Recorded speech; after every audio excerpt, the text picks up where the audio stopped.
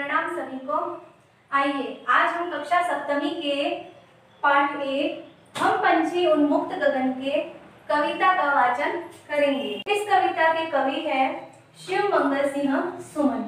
इनका जन्म उत्तर प्रदेश के उन्नाव जिले में 5 अगस्त 1915 को हुआ तथा इनकी मृत्यु 27 नवंबर 2002 को उज्जैन में हुई।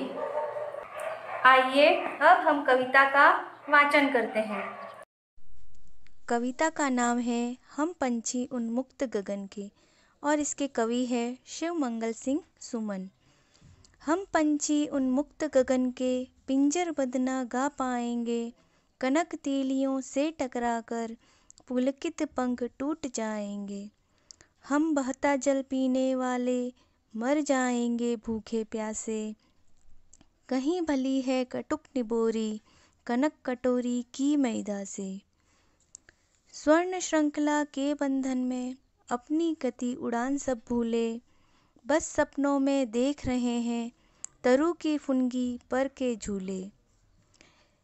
ऐसे थे अरमान की उड़ते नीले नभ की सीमा पाने, लाल किरण सी चोंच खोल चुगते तारक अनार के दाने। होती सीमाहीन क्षितिज से इन पंखों की होड़ा होड़ी, या तो क्षितिज मिलन बन जाता या तंती सांसों की डोरी। नीड न दो चाहे टहनी का आश्रय छिन्न भिन्न कर डालो, लेकिन पंख दिए हैं तो आकुल उड़ान में विघ्न न डालो। आइए अब हम इस कविता के कठिन शब्दों को जान लेते हैं। उन्मुक्त यानी कि खुला, गगन आकाश, पिंजरबंद पिंजरे में बंधे हुए, कनक तीलियों सोने की सलाखें, पुलकित खुशी से फड़फड़ाते, कटुक कड़वी, निबौरे नीम का फल, कनक सोना, स्वर्ण श्रृंखला सोने की कड़ियां, बंधन बंधा हुआ, तरु पेड़ या वृक्ष, फुनगी सबसे ऊंची टहनी का भाग, अरमान इच्छा, नभ आकाश, सीमा अंतिम, तारक तारों के समान, सीमाहीन जिसका कोई अंत न हो, क्षितिज काल्पनिक स्थान जहां धरती आकाश मिलते हुए प्रतीत होते हैं, होड़ा होड़ी प्रतिस्पर्धा, नीड घोंसला आश्रय ठिकाना, छिन्न भिन्न नष्ट आकुल बेचैन विघ्न रुकावट, तंती सांसों की डोरी प्राण निकल जाना। आइए अब हम इस कविता की व्याख्या को समझते हैं। हम पंछी उन्मुक्त गगन के पिंजर बंद न गा पाएंगे, कनक तीलियों से टकराकर पुलकित पंख टूट जाएंगे। इसमें कवि जो है उन्होंने पक्षियों के माध्यम से स्वतंत्रता को बहुत ही महत्व दिया है और पक्षियों का स्वभाव जैसा कि खुले आकाश में उड़ना है, तो पक्षी यहाँ पर कहना ये चाहते हैं कि यदि उन्हें पिंजरे में बंद कर दिया जाए तो वे गा नहीं पाएंगे, क्योंकि गीत तो खुश होकर गाए जाते हैं। यदि वे पिंजरे में बंद है तो खुश नहीं रहेंगे। अर्थात पक्षी यह कहना चाहते हैं कि हम पक्षी इस खुले आसमान में उड़ने वाले हैं, पिंजरे में बंद रहकर हम नहीं गा पाएंगे। कनक तीलियों से टकराकर पुलकित पंख टूट जाएंगे, तो पक्षी कह रहे हैं कि पिंजरे के इन सोने की सलाखों से टकरा टकरा कर हमारे खुशी से फड़फड़ाते हुए ये पंख टूट जाएंगे। आगे है हम बहता जल पीने वाले मर जाएंगे भूखे प्यासे। पक्षी कहते हैं कि हम बहता जल पीने वाले हैं, हमें बहती नदियों का जल पीना पसंद है। पिंजरे में बंद होने पर हम भूख और प्यास से मर जाएंगे। कहीं भली है कटुक निबोरी कनक कटोरी की मैदा से। तो यहाँ पर पक्षी कह रहे हैं कि नीम की कड़वी निबोरी कई ज़्यादा अच्छी है सोने की कटोरी में रखी हुई मैदा से। आगे है, स्वर्ण श्रृंखला के बंधन में अपनी गति उड़ान सब भूले।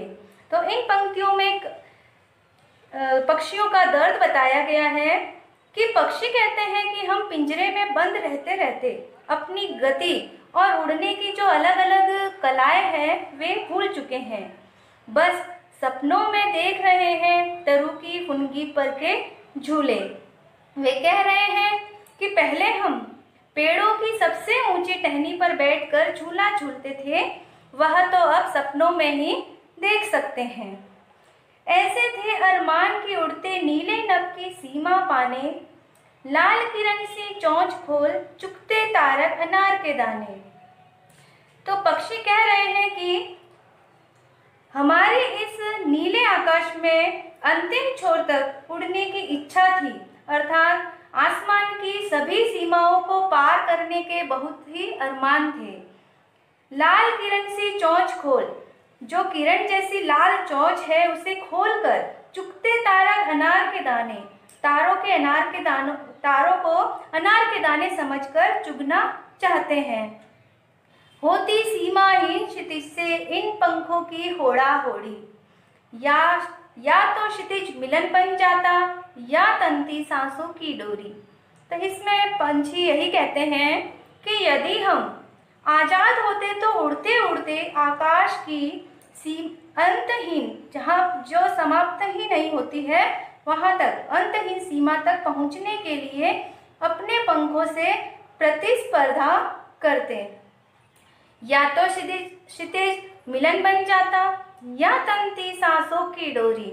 और वे कह रहे हैं कि अपने इस प्रयास से या तो हम क्षितिज के आखिरी छोर पर पहुंच जाते या वहीं पर अपने प्राण त्याग देते।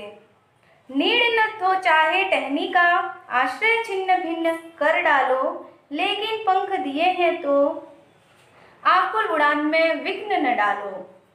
इन पंक्तियों में पक्षी कहते हैं कि भले ही हमसे कोई हमारे घोंसले छीन ले या पेड़ की टहनियों पर से हमारे ठिकाने को नष्ट कर दे, लेकिन भगवान ने हमें उड़ने के लिए जो पंख दिए हैं, हमें उनसे उड़ने के लिए हमें रुकावट न डाले, अर्थात हमें अपने पंखों का उपयोग बहुत ऊपर बहुत ऊंचा उड़ने के लिए करने दें।